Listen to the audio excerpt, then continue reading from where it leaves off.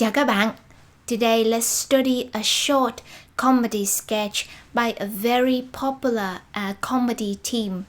It's a real, authentic comedy sketch, but don't worry, it's very simple, and even you just started learning Vietnamese, you still can get some out of it. Okay, today's sketch involves a male employee. The word for employee, nhân viên, nhân viên. And a female director. The word for director, giám đốc, giám đốc. The male employee wants to resign. The word for resign from a job or quit a job, nghỉ việc, nghỉ việc. Okay, so the male employee comes to the boss and say, I want to resign. Em muốn nghỉ việc.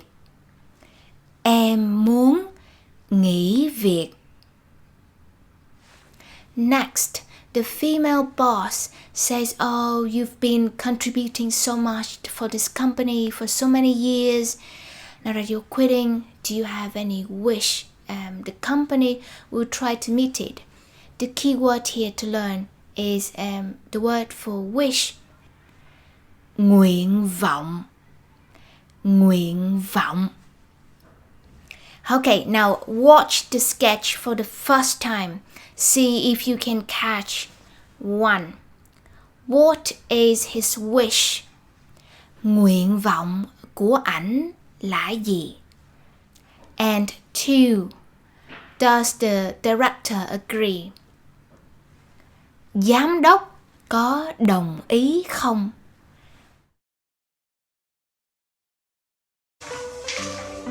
Dạ giám đốc, em muốn nghỉ việc.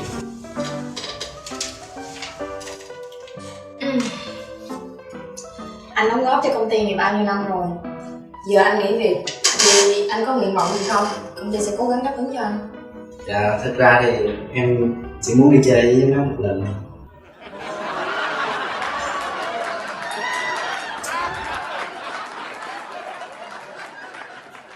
Sao rồi? Tôi đồng ý. Em nghỉ việc luôn giám đốc ơi.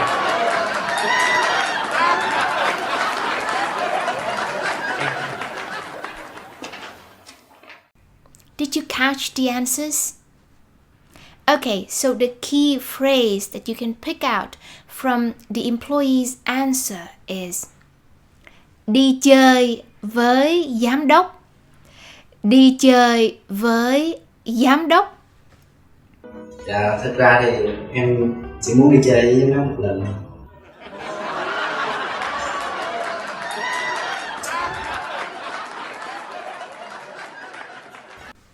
Right. Did the director agree? She nods her head, which means she agrees.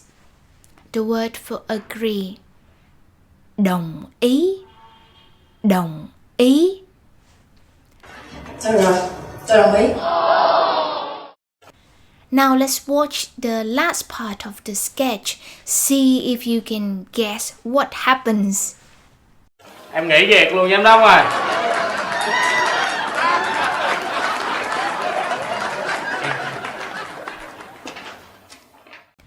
Right, so we see a line of male employees lining up with their resignation letters in their hand. And the first one says, Em nghỉ việc luôn giám đốc ơi.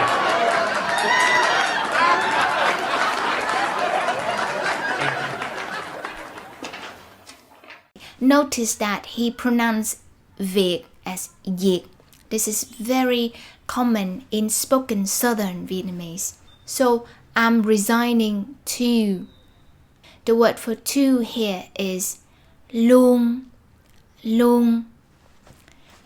Now let's watch it one more time, the whole sketch with the subtitles.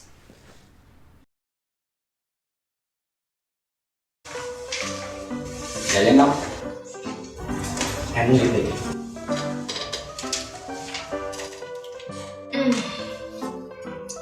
Anh đóng góp cho công ty này bao nhiêu năm rồi.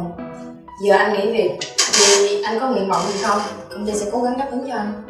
Dạ, thật ra thì em chỉ muốn đi chơi với nó một lần.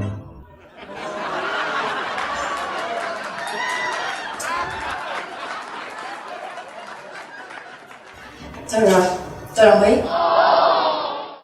Em nghỉ việc luôn giám đốc ơi.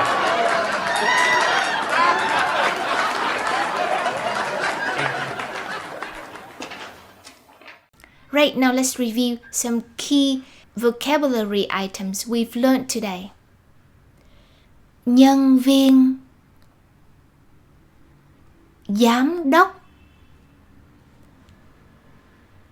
nghỉ việc, nguyện vọng, đi chơi với, đồng ý, luôn. And here are the more advanced vocabulary items, mostly in the director's sentence. Đóng góp, bao nhiêu năm, cố gắng, đáp ứng, thực ra thì, thôi được rồi. Cảm ơn các bạn đã xem và hẹn gặp lại lần sau ha.